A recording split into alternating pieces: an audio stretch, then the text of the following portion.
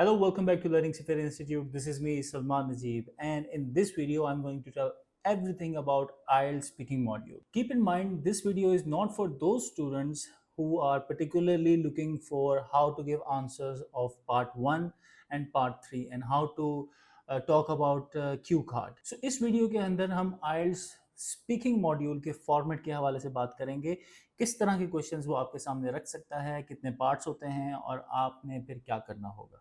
So without wasting any time, let's get started. So now before telling you कि इसके अंदर कितने parts होते हैं, let me give you a walk through कि जब आप एग्जामिनेशन सेंटर में जाएंगे तो उसमें आपको क्या चीज़ें फेस करने को मिलेंगी. So at first when you knock on the door, examination room के अंदर एग्जामिनर आपके सामने बैठा होगा. You will come in that room. और अगर आपका ऑनलाइन फॉर्मेट का टेस्ट है, मींस आपका स्पीकिंग ऑनलाइन है, तो एग्जामिनेशन रूम के अंदर आप जब आएंगे तो आपको आपके सामने कंप्यूटर मिलेगा जिसके अंदर एग्जामिनर आपके साथ बात करेगा और वो आपके साथ ऑनलाइन कनेक्टेड होगा. So when you settle down in front of the examiner will introduce him और herself. He will say something like this: Hello, this is your IELTS speaking test and I am your speaking examiner. Then the examiner asks you for your full name. आप उसको अपना पूरा नाम बताएंगे.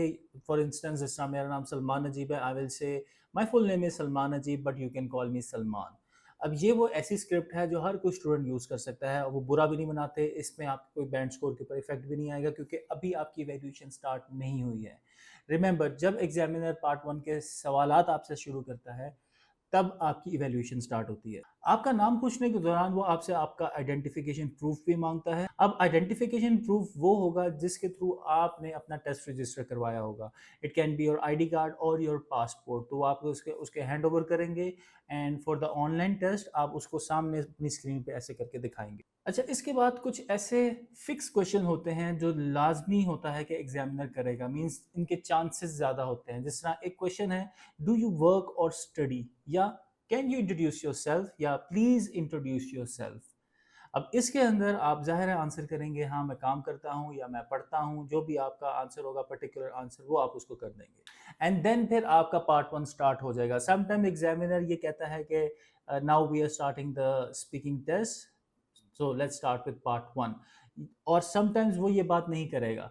Sometimes वो directly questions की तरफ चला जाएगा. तो जब वो क्वेश्चंस करना आपसे स्टार्ट कर दे तो समझ जाइएगा कि आपका पार्ट 1 जो है वो स्टार्ट हो चुका है.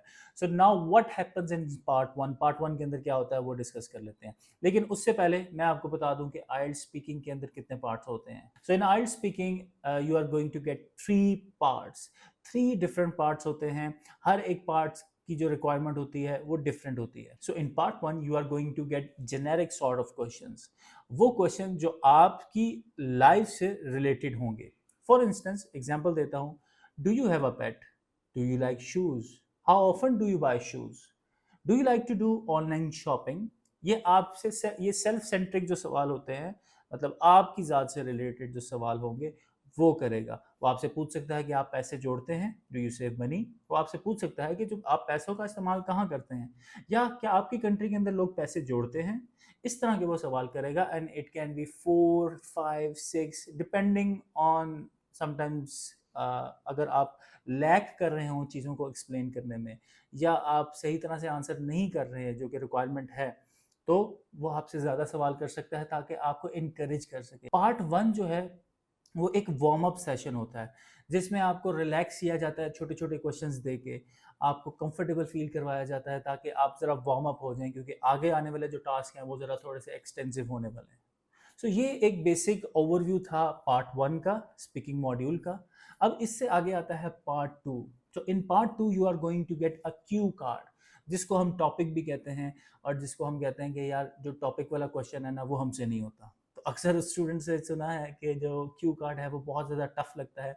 लेकिन मैंने पार्ट 1, पार्ट 2 और पार्ट 3 से रिलेटेड जो है वो एक कंप्लीट डेडिकेटेड वीडियोस रिकॉर्ड करके रखे हुए हैं, लेक्चर रिकॉर्ड करके रखे हुए हैं आपके लिए. आप जाके मेरी लाइब्रेरी से जो है वो उसको देख सकते हैं और उससे फ़ायदा उठा सकते हैं. वो बहुत डिटेल के अंदर है कि किस तरह से आपने अपने आंसर्स को बनाना है और किस तरह से आपने प्रेजेंट करना है, सारी चीज़ें हैं.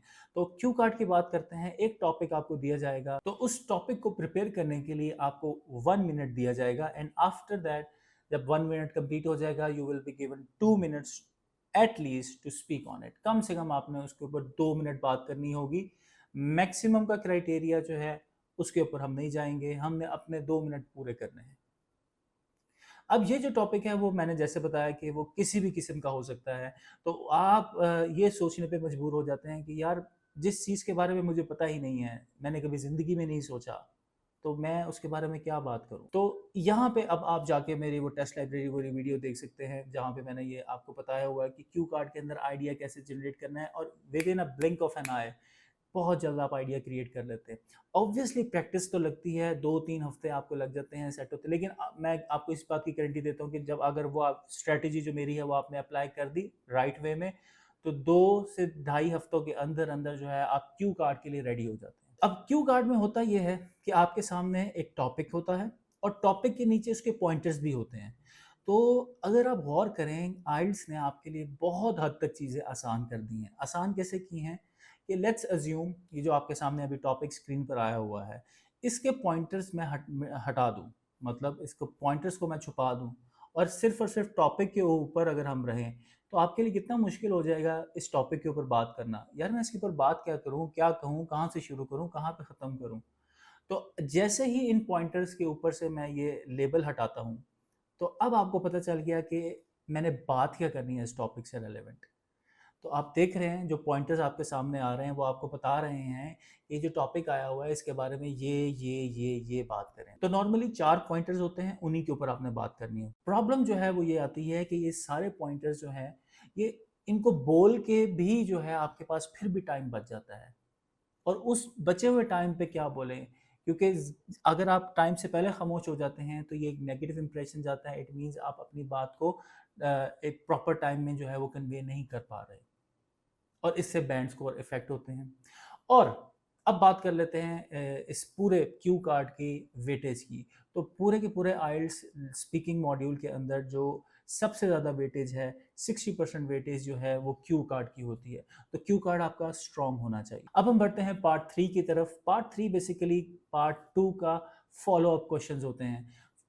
फॉलो अप क्वेश्चंस मीन कि पार्ट 2 का तसलसल होता है, उससे रेलिवेंट आपसे सवाल किए जा रहे होते हैं। फॉर एग्जांपल अगर आपके पास टॉपिक है एनिमल से रिलेटेड, क्यू का कार्ड का टॉपिक है कि describe a wild animal that lives in your country, you should say 1 2 3 4 जो भी पॉइंटर्स हैं।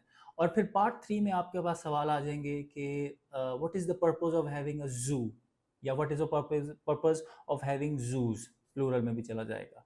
तो ये अब देखें, उधर एनिमल है और नीचे जू का जिक्र आ रहा है, तो जू में एनिमल ही होते हैं।